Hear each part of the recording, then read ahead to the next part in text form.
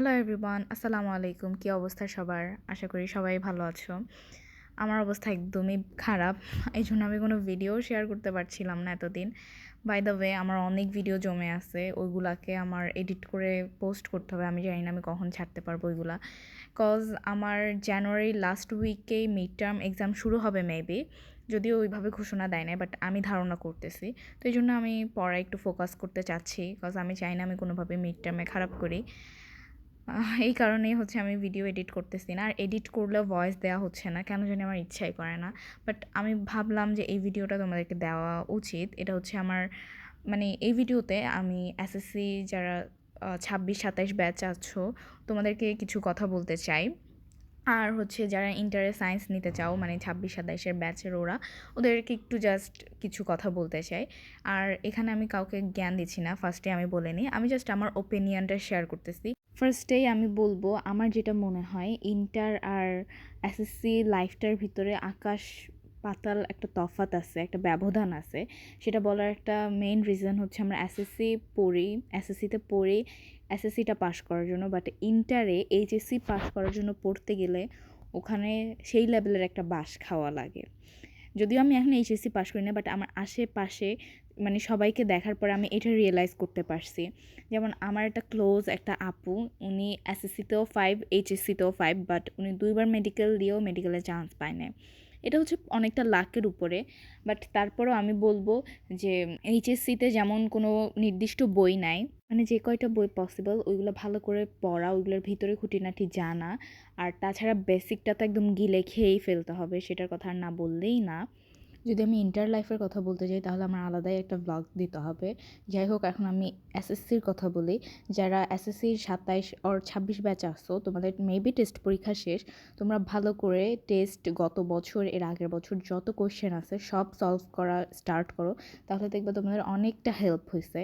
আর এটা আমার personal opinion, cause আমিও এসএসসি সারা বছর না পড়ে টেস্ট পরীক্ষার পরে, টেস্ট পরীক্ষা কি মানে এসএসসির আগে আগে টেস্টের কোশ্চেনগুলো সলভ করে আমি আলহামদুলিল্লাহ অনেক ভালো একটা রেজাল্ট করছি। আর যতটুকু করছি সবটুকুই আমাদের নিজের উপরে। আমাদের টাইমে এত পরিমাণ হার্ড হয়েছে, আই মিন কোশ্চেন হার্ড হয় না, কোশ্চেন তো বই থেকেই আসছে, বাইরে থেকে তো আর আসার কথা না।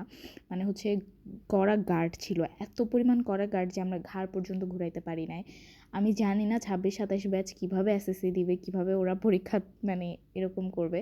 যারা ভালো স্টুডেন্ট তারা তো অফকোর্স ভালোই করবে সবসময়ের মতো, বাট যারা চোরামির চিন্তাভাবনা করতেছো তারা এটা একদম ভুলে যাও। আর তাছাড়া আমরা যদি এর আগের ব্যাচের এক্সামটা দিতাম তাহলে আমরা নির্ঘাত A+ পাইতাম। আমরা যতটুকু করছি যা করছি সম্পূর্ণটা নিজে থেকে, মানে যারা পাসও করছে তারা সম্পূর্ণটা নিজের চেষ্টায় পাস করছে। কেউ বলতে পারবে না কারো থেকে হেল্প নিয়ে পাস করতে পারছে। যাই হোক, তোমরা ভালো করে পড়ো, ভালো করে পরীক্ষা দাও, সিরিয়াসলিভাবে পড়ো এখন থেকে, তাহলে তোমরাও অনেক ভালো করতে পারবা।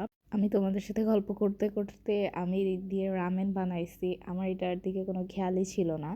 ওই দিন রাতে আমি অনেক রাত পর্যন্ত পড়ছি, তখন মেবি 2:30 কি 3টা বাজে। তো তখন আমার অনেক হঠাৎ করে রামেন খাইতে ইচ্ছা করছে, মানে ঝাল ঝাল কিছু খাইতে ইচ্ছা করছে। তো আমি দুপুরবেলা রামেন এনে রাখছি, আমি প্রায় বাসায় এরকম রামেন এনে রাখি, কারণ আমি রাতেই পড়তে বসি। রাতে পড়াটাই আমার কাছে, আমার মনে হয় যে রাতে পড়লে আমার পড়া বেশি মনে থাকে। আর রাতে পড়তে পড়তে আমার অনেক ক্রেভিংস হয় ঝাল কিছু খাওয়ার, তখন যদি আমি কিছু না পাই তখন আমি কী করবো, আমার পড়ার মাথায় ঢুকবে না। এই জন্য আমি রামেন এটা সেটা সবসময় এনে রাখি। আব্বু আসার আগে আব্বুকে কল দিয়ে বলে দিই আমার জন্য একটা রামেন আনতে বা অন্য কিছু নিয়ে আসতে। তো আমি আর আমার ভাই এখানে রামেন খাচ্ছিলাম, আমার ভাই টিভিতে কার্টুন দেখতেছিল, ওর সাথে আমি কিছুক্ষণ টিভি দেখলাম আর রামেনটা খাইলাম। ও মিস্টার নুডলসের কাপ নুডলসটা খাচ্ছিল আর আমি রামেনটা খাচ্ছিলাম। হ্যাঁ, আমি একটা কথা বলি, এই নুডলসটা অনেক মজা, অনেক টেস্টি, বাট অনেক তেল, দেখাতেও পারতেছি না, অনেক তেল। আর এটা একটুকু রয়ে গেছে, একটুকু আমার আর মুখ দিয়ে ঢুকতেছে না। আর একটা ব্যাপার, যারা এসএসসি 26-27 আসো, তোমরা এসএসসির পরে যেটুকু টাইম পাবা, ধরো 2 মাস 3 মাস যাই টাইম পাবা, তখন তোমরা ইন্টারের প্রত্যেকটা বই সার্চ করা স্টার্ট করে দিও। এতে করে সায়েন্স, কমার্স, আর্টস তিনোটা সাবজেক্ট যদি তুমি ঘাঁটো তাহলে তুমি বুঝতে পারবা কোনটা ইজি আর কোনটা কীরকম। রামেন খাওয়ার পর আমি অনেকক্ষণ পড়ছি, তারপর আমার অনেক চা খেতে ইচ্ছা করতেছিল, আর আমি এখানে চা গরম করতে গিয়ে পাতিলটাকে পুড়াই ফেলছি এই রাতের বেলা। আর এই শীতে আমার কোনোভাবেই ইচ্ছা করতেছিল না আমি এই পাতিলটাকে ধুই, আমি ওইভাবে রেখে দিয়েছি। পরের দিন সকালে আমার ভাগ্য অনেক ভালো, আম্মু আমাকে বকে নাই। আর রামেনটা হচ্ছে মিস্টার নুডলসের 50 টাকা দামের ওই রামেনগুলা, এটার চাইতে 2x যে এটা স্পাইসি রামেন আছে ওইটা অনেক ইয়াম্মি, ওইটা ট্রাই করা যায়, বাট এটা এতটাও ভালো না। আমি কাউকে বলবো না যে এটা কিনে টাকা ওয়েস্ট করতে। তারপরে চা খাওয়া শেষ করে, রামেন খাওয়া শেষ করে আমি সোজা আবার পড়তে বসছি। এরপর আমার অনেকগুলো অঙ্ক করা বাকি ছিল, ওইগুলাই করলাম। তোমরা যারা ইন্টারেও সায়েন্স নেওয়ার চিন্তা ভাবনা করতেছো তারা এটা বুঝে নিও যে এখানে এতগুলা বইয়ের সমাহার হবে। প্রত্যেকটা বইয়ের ফার্স্ট পেপার সেকেন্ড পেপার তো থাকবেই, সাথে অন্যান্য লেখকদের বইও পড়তে হবে যদি মেডিকেল আর ইঞ্জিনিয়ারিংয়ে চান্স পাওয়ার কোনো ইচ্ছা থাকে তাহলে। আর সায়েন্সে ভালো রেজাল্ট না করলে কোনো ভালো পজিশনে কখনোই যাওয়া যাবে না। এটা চিন্তা ভাবনা করে এসএসসির পরে যতটুকু টাইম পাওয়া যায় অতটুকু টাইমের ভিতর আমি বলবো সব গ্রুপের মেইন বইগুলাকে একবার সবগুলা দেখা, ইউটিউবে ঘাটাঘাটি করা, যেহেতু এখন অনলাইনের যুগ সেহেতু এটা সবচেয়ে একটা ইজি ওয়ে আমার মতে সব কিছু বোঝার জন্য, যে সায়েন্স কেমন, সায়েন্স নিয়ে মানে অ্যাফোর্ড করা যাবে কিনা, সময় দিতে পারবা, বা সময় দেওয়ার থেকেও বড় কথা হচ্ছে বোঝা, যেটা বুঝতে পারবা কিনা, কারণ এসএসসি আর ইন্টারের সায়েন্স পুরাই ডিফারেন্ট। তাই আমি মনে করি এই জায়গায় এসে সবার ভাবা উচিত, সবার সব কিছু ভেবে চিন্তে নেওয়া উচিত। আমি আমার সময় ভাবি নাই, কারণ আমি জানতাম যে আমি মেডিকেলে পড়বো, তাই আমি না চিন্তা করেই আমি চোখ বন্ধ করে নিছি।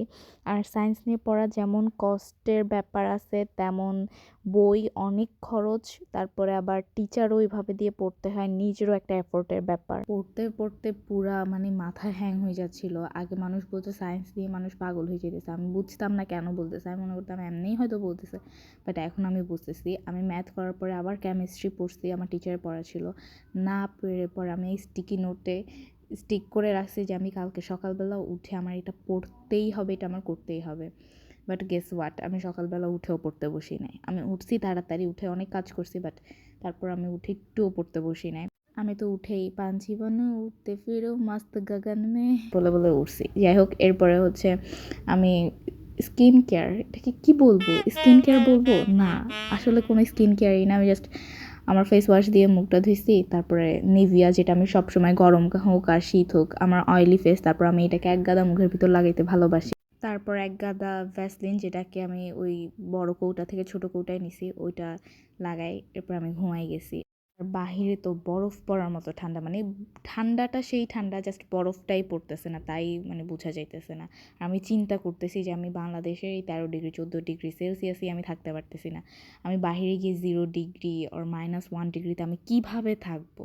গেস হোয়াট গাইস, আমি সকালে ঘুম থেকে উঠছি মোটামুটি তাড়াতাড়ি, লেট করি নাই আজকে, কিন্তু তাও আমার পড়তে বসতে বসতে এখন কয়টা বাজে, 11টা 20, এখন আমি আমার পড়া কমপ্লিট করতে পারি না। আর আমার টিচার মেবি 4টা করে চলে আসবে। আমার তাড়াতাড়ি এই 2 দিনের পড়া জমে আছে, এগুলোকে সবগুলা শেষ করতে হবে। ওনার SW আছে, SW করতে হবে, ম্যাথ SW, আবার আমার কেমিস্ট্রি প্র্যাকটিক্যালও শেষ করতে হবে। আমার কলেজ খুলবে 1 তারিখে, তো ওইটার আগে আমার কেমিস্ট্রি প্র্যাকটিক্যাল করতে হবে, ওই প্র্যাকটিক্যালও বই থেকে বের করতে হবে, কোথায় কী ছড়াই ছিটে গেছে আমি জানি না। তারপর আবার বায়োলজি প্র্যাকটিক্যালও করতে হবে। বায়োলজি প্র্যাকটিক্যালের ভিতরে হচ্ছে বায়োলজি প্র্যাকটিক্যালে মূলত আমার একটা প্র্যাকটিক্যালই মেবি বাকি, আর একটা চিত্র আঁকতে হবে, বাকিগুলো শেষ করছি। বায়োলজি প্র্যাকটিক্যাল করতে এত বিরক্ত লাগে, পেন্সিল দিয়ে লিখতে হয়, এটা আমার একদম বিরক্ত লাগে। যাই হোক, এখন আমি আমার পড়া শেষ করি তাড়াতাড়ি করে। আর আজকের ব্লগটা এই পর্যন্তই। Thanks for watching and see you next blog. Bye by.